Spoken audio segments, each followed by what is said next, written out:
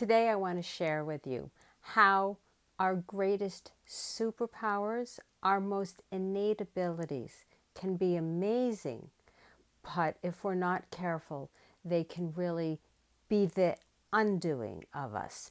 So here's a story. I'm working with this amazing ultra high performer, Joe. He's chief of police.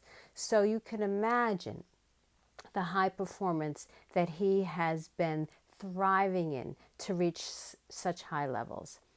And he's at a point where he's really getting ready to retire. The problem is he's not really ready to retire, not at least energy wise, and not at least in terms of where he's at in his life. Career wise, yes. And so his problem is he has no idea what to do next. It's actually like he's been completely blocked. He can't see anything beyond what he already knows. And so he's really concerned because he doesn't know what to do and he doesn't want to get depressed. So through our work together, we discovered something really important. You can imagine as a police officer and a chief of police that you've seen it all and you've seen things that most of us never would really want to see. So he's got wild amounts of post-traumatic stress.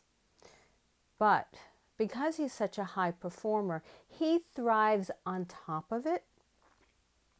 But now that he's looking to make this change, he feels how he's just sort of locked in a box and he can't see his way out. And so he never knew. In our work together, he discovered something about himself. Let's say he knew, but he didn't, which is really common with our superpowers. We use them, we're just not aware of them. So Joe has an exceptional ability to visualize. It's so vivid in his mind that he can really just go there. Describe the Caribbean, make up a story about the Caribbean, and he can just be there. And he always downplayed it, and he didn't even think it was real. But if you ask his unconscious, have you just been to the Caribbean? His unconscious is going to say, of course, because our unconscious is not limited to reality. So, here's what was happening to Joe by mistake. Image after image after image of all these horrible things that he's endured.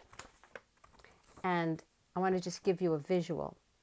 He would go there. The image would show up and he would relive it really vividly because of his superpower to just transport to what he sees in his mind.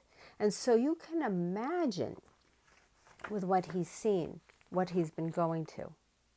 But when I asked him to go to the Caribbean or something wonderful, he could go there just as easily, and it would be just as vivid.